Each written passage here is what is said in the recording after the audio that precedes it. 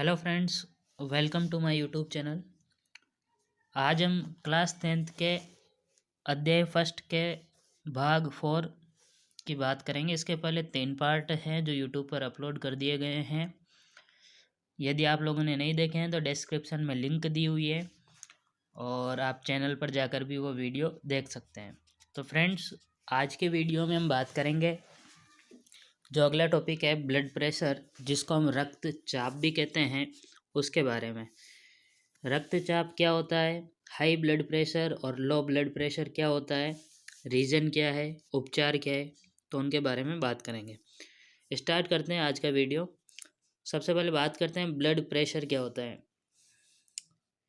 रक्त वाहिनियों में बहते हुए रक्त के द्वारा वाहिनियों की दीवारों पर डाला गया दबाव ही क्या कहलाता है, रक्तचाप कहलाता है। तो फ्रेंड्स, ये कैसे होता है, जैसे अगर ये रक्त वाहिनी है, कोई नलिका है, इस नलिका के अंदर ब्लड बह रहा है, ये रक्त बह रहा है, तो ये रक्त इस नलिका की दीवार पर दाब डालेगा और उस दाब को ही हम रक्तचाप या ब्लड प्रेशर कहते हैं। रक्त वाहिनियों में बहते हुए रक्त के द्वारा रक्त वाहिनियों की दीवारों पर डाला गया दबाव या दाब रक्तचाप कहलाता है। आगे बात करते हैं धमनियाँ। फ्रेंड्स, आपने पहले पढ़ा होगा कि दो ही नलिकाएं हैं जिनमें रक्त बहता है, एक तो सिरा और एक धमनियाँ। एक तो सिरा और दूसरी धमनी। सिरा क्या होती है और धमनी क्या होती है? तो धमनियाँ हृदय से शुद्ध रक्त को शरीर के प्रत्येक अंग या ऊतकों में पहुंचाती है, और सिराएं क्या करती है? तो सिराएं अशुद्ध रक्त को प्रत्येक अंग या ऊतक से लेकर हृदय को पहुंचाती है। इनको याद रखने के लिए आप ऐसे समझ सकते हो, जो हमारे हाथ में या पैरों में आपको हरे हरे रंग की नसें दिखती है, वो होती है आपके सिराएं। अब सिराओं का रंग हरा क्यों है? क्योंकि इनमें अशुद्ध रक्त बहता है। धमनियाँ त्वचा की गहराई में स्थित होती है, इसलिए हमारे को दिखाई नहीं देती है। तो सिराएं अगर आपको याद हो जाती है तो धमनियाँ आराम से याद हो जाएगी। धमनियों के अंदर शुद्ध रक्त बहता है और सिराओं में अशुद्ध रक्त बहता है, इस कारण ये हरे रंग की दिखती है, त्वचा की ऊपरी सतह पर होती है। आगे बात करते हैं फ्रेंड्स, धमनियाँ कौन सी नलिकाएं होती है? धमनियाँ वह नलिकाएं होती है जो पंप करने वाले हृदय से, या सीधा बोल सकते हैं हृदय से, शुद्ध रक्त को शरीर के सभी ऊतकों या अंगों तक लेकर जाती है।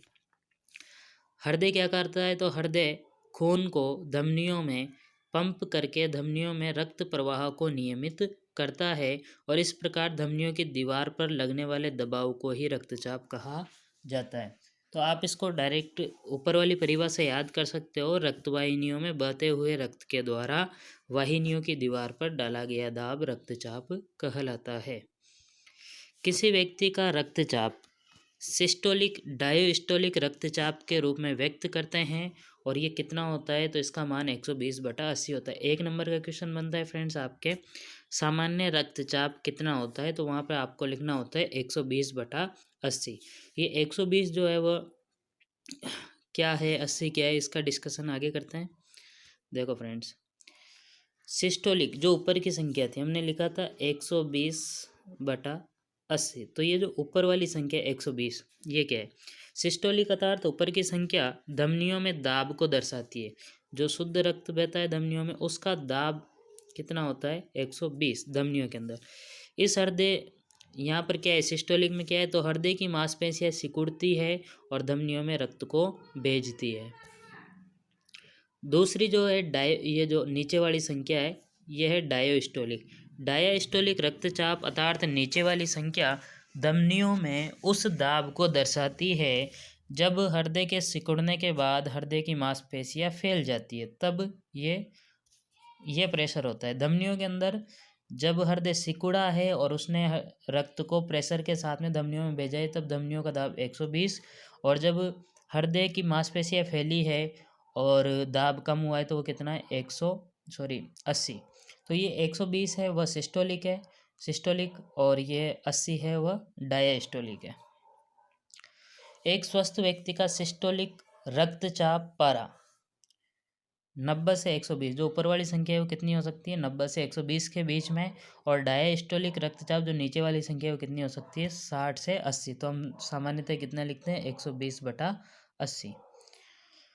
रक्तचाप मापने वाले यंत्र को क्या कहते हैं, तो रक्तचाप मापने वाले यंत्र को रक्तचाप मापी या स्पाइग्नोमेनोमीटर कहते हैं। देखो फ्रेंड्स आगे, 1733 में स्टीफन हेल्स ने पहली बार ब्लड प्रेशर को मापा था, किसके अंदर, घोड़ों के अंदर। इंपॉर्टेंट क्वेश्चन है। नेक्स्ट 1983 में कापलन ने रक्तचाप को परिभाषित किया था, ये भी इंपॉर्टेंट क्वेश्चन है। अब हम बात करते हैं लो बीपी, लो बीपी, लो ब्लड प्रेशर, जिसको हिंदी में हम कहेंगे निम्न रक्तचाप। तो निम्न रक्तचाप क्या होता है, वह दाब जिसमें धमनियों और नसों में, या धमनियाँ कह सकते हैं या नसें कह सकते हैं, धमनियों में रक्त का प्रवाह कम होने के लक्षण या संकेत दिखाई देते हैं। या फिर ऐसे ही कह सकते हैं, रक्त वाहिनियों में बहते हुए रक्त के द्वारा जो दाब डाला जाता है वह कम हो जाता है, या रक्त का प्रवाह कम हो जाता है, तो वह निम्न रक्तचाप होता है। जब रक्त का प्रवाह काफ़ी कम होता है तो मस्तिष्क, हृदय और गुर्दे जैसे महत्वपूर्ण अंगों में ऑक्सीजन और पौष्टिक आहार नहीं पहुंच पाता है, क्योंकि रक्त का काम क्या होता है, रक्त ऑक्सीजन को प्रत्येक अंग तक पहुंचाता है, कुछ पोषक पदार्थों को प्रत्येक अंगों तक पहुंचाता है। तो यदि रक्त नहीं पहुंच रहा है या रक्त का प्रेशर कम है, दाब कम है, तो ऑक्सीजन और जो पोषक तत्व है वो प्रत्येक अंग तक नहीं पहुंच पाते हैं, जिससे ये अंग सामान्य रूप से काम नहीं कर पाते हैं और स्थायी रूप से ये क्षतिग्रस्त हो सकते हैं। यदि लंबे समय तक लो बीपी रहा तो ये अंग स्थायी रूप से क्षतिग्रस्त हो सकते हैं। निम्न रक्तचाप की पहचान कैसे करेंगे, तो निम्न रक्तचाप की पहचान विशिष्ट संकेत या लक्षण से की जाती है, न कि दाब संख्या से। कभी कभी क्या होता है, रक्तचाप है 90/50, तो काफ़ी कम है, लेकिन उसमें लो बीपी के कोई लक्षण नहीं दिखाई देंगे। और कभी कभी रक्तचाप 100/80 है, इससे ज़्यादा है, लेकिन फिर भी लो बीपी के लक्षण दिखाई देने लगते हैं। तो विशेष लक्षणों के द्वारा लो बीपी का पता लगाया जाता है। आगे देखो, हाई बीपी क्या होता है, हाई ब्लड प्रेशर या उच्च रक्तचाप हिंदी में कहेंगे इसको, जब 130/80, सामान्य कितना था 120/80, 130/80 से ऊपर का रक्तचाप उच्च रक्तचाप या हाइपरटेंशन कहलाता है। इसका अर्थ है कि धमनियों में जो दाब लग रहा है वह ज़्यादा है या उच्च तनाव है। सामान्य रक्तचाप 120/80 से कम होनी चाहिए, और 120/80 तथा 139/89 के बीच का रक्तचाप होता है वो पूर्व हाई बीपी कहलाता है। इसको अच्छे से समझ लेना, सामान्य ये है, लगभग ये या इससे थोड़ा कम हो सकता है, लेकिन इसके ऊपर 120/80 से ऊपर और 139/79 के बीच का जो रक्तचाप होता है उसको हम कहते हैं पूर्व हाई बीपी या प्री हाइपर टेंशन। और यदि ये मान जो सिस्टोलिक 140 के ऊपर चला जाता है, डायस्टोलिक 90 के ऊपर चला जाता है, या उससे अधिक का जो रक्तचाप है या ब्लड प्रेशर है उसको हम उच्च समझेंगे या उच्च माना जाता है, हाई बीपी। हाई बीपी 120/80 से लेकर 139/89 यहाँ तक होगा पूर्व हाई बीपी। और यदि ये 140/90 से ऊपर चला जाता है तो ये होता है हाई बीपी। उच्च रक्तचाप के क्या कारण हो सकते हैं, हाई ब्लड प्रेशर के, अधिक चिंता, क्रोध, ईर्ष्या, भय आदि मानसिक विकार के कारण हाई ब्लड प्रेशर हो सकता है। चिंता, क्रोध, ईर्ष्या, भय ये कारण हो सकते हैं या मानसिक विकार हो सकते हैं। कई बार बार बार या आवश्यकता से अधिक खाना खाना, यह भी हाई बीपी का कारण हो सकता है।